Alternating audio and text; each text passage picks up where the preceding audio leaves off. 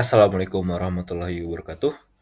Perkenalkan, saya Ahmad Maulana Altaf dengan NPM 22068144406. Pada kesempatan kali ini saya akan menjelaskan apa itu circular economy, peran engineer dalam circular economy, dan apa fungsi numerical method pada circular economy.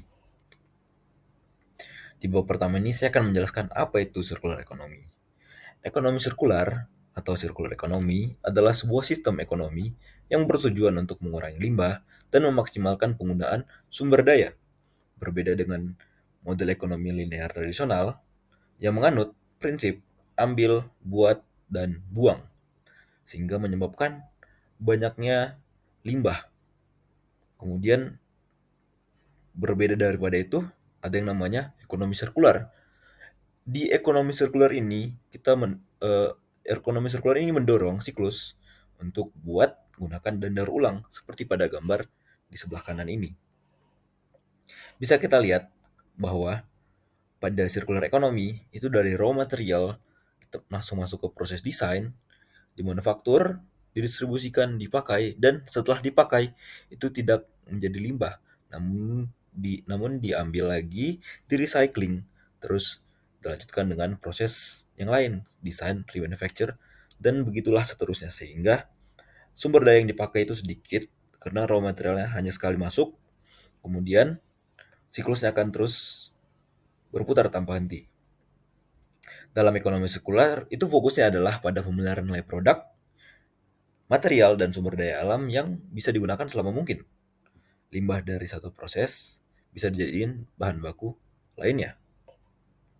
Oke, kita masuk ke bab yang kedua. Apa hubungan circular economy, numerical method, dan engineering?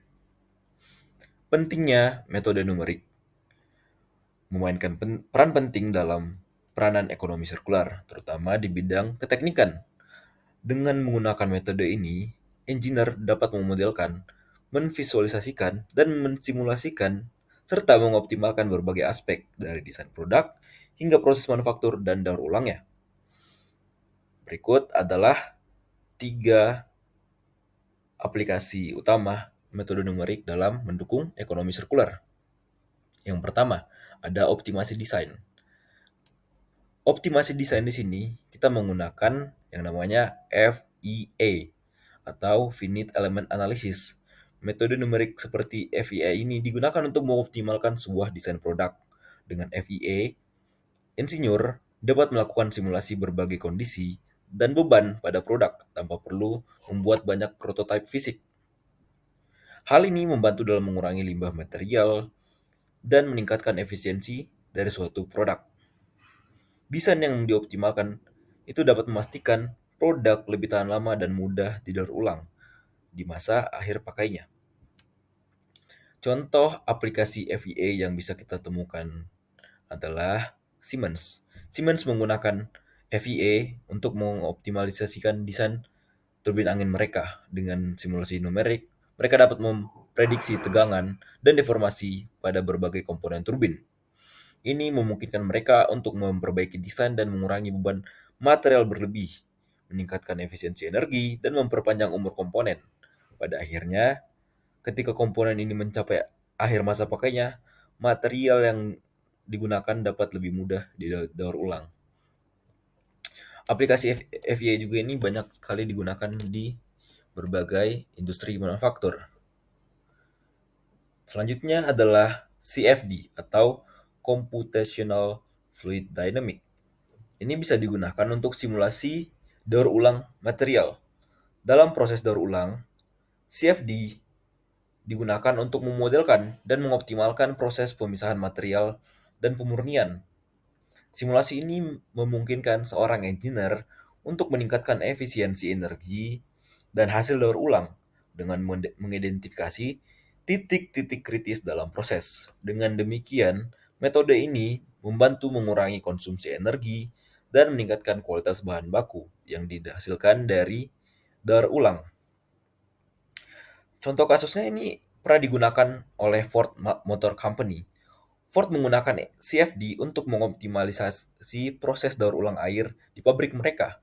Dengan simulasi CFD, mereka dapat mengoptimalkan aliran air dan proses filtrasi yang memungkinkan penghematan air hingga 10% dan pengurangan konsumsi energi.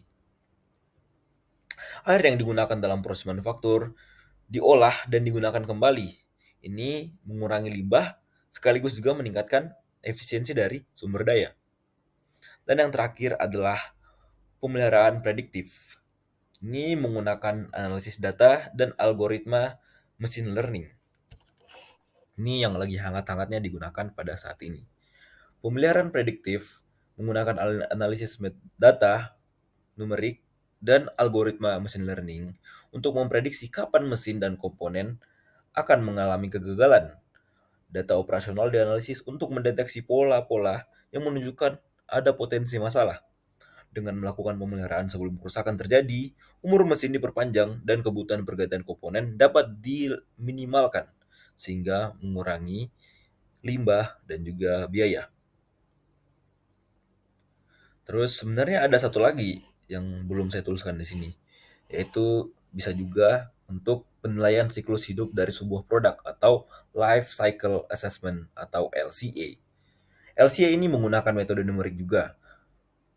Dengan menggunakan metode numerik, engineer dapat menghitung dan menganalisis dampak lingkungan dari produk sepanjang siklus hidupnya, mulai dari ekstraksi bahan baku hingga akhir dari masa pakai. Dengan LCA, insinyur dapat mengidentifikasi area di mana perbaikan dapat dilakukan untuk mengurangi jejak karbon dan meninggalkan keberlanjutan produk. Analisis ini membantu dalam merancang produk yang lebih mudah untuk didaur ulang dan memiliki dampak lingkungan yang lebih rendah. Maaf, ini saya lupa hapus tadi.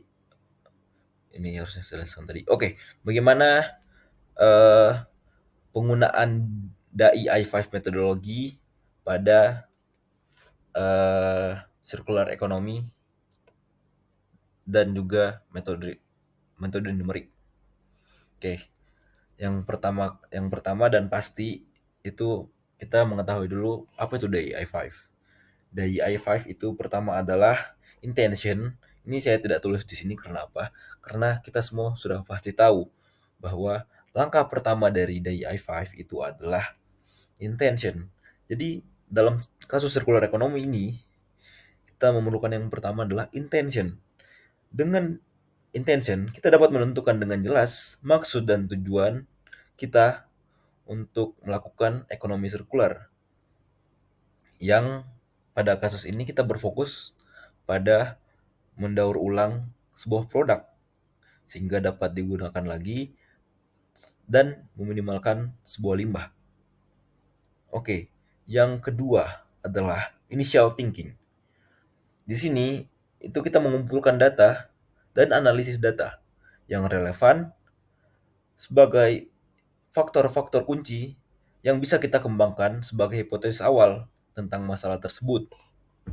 Jadi, misal kita punya intention itu kita pengen melakukan circular economy untuk sebuah produk, kita ambil kata bearing.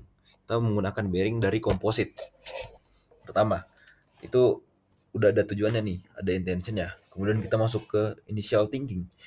Kita udah mengumpulkan data bahwa bearing yang kita desain ini fungsinya buat apa, terus ketahanannya hingga pressure berapa, terus ini bahannya terbuat dari apa, apakah bisa didaur ulang, jika didaur ulang ini bisa menjadi apa, itu masuk ke initial thinking. Yang ketiga adalah idealization. Kita membayangkan circular economy ini yang ideal untuk mempertimbangkan aspek teknologi dan juga organisasi. Jadi setelah tadi kita pikirkan tuh, oh kita mau desain bearing tuh dengan ketahanan segini, pressure segini, terus dimensinya segini, didaur ulang nanti bisa jadi apa. Ini kita juga mempertimbangkan aspek teknologi dan organisasi atau perusahaan kita. Jadi kita mulai membayangkan nih, bearing yang tadi kita buat nih, apa sih aspek-aspek yang bisa kita kembangkan supaya berdampak juga pada teknologi dan juga organisasi kita. Terus lanjut ke yang keempat atau yang terakhir, yaitu adalah conscious thinking atau berpikir secara sadar. Jadi kita itu pertama kali ini adalah proses yang paling penting sebenarnya, bahwa dengan conscious thinking kita bisa berpikir bahwa untuk menyempurnakan metode ini kita harus berpikir bahwa sadar dengan bahwa ini kita lakukan semata-mata untuk Allah Subhanahu wa taala, dan juga dilakukan eh, dengan penuh keyakinan bahwa ini juga untuk keberlanjutan makhluk hidup, sumber daya, dan lain-lainnya, sehingga kehidupan di bumi ini semakin baik ke depannya. Mungkin sekian dari saya dan terima kasih.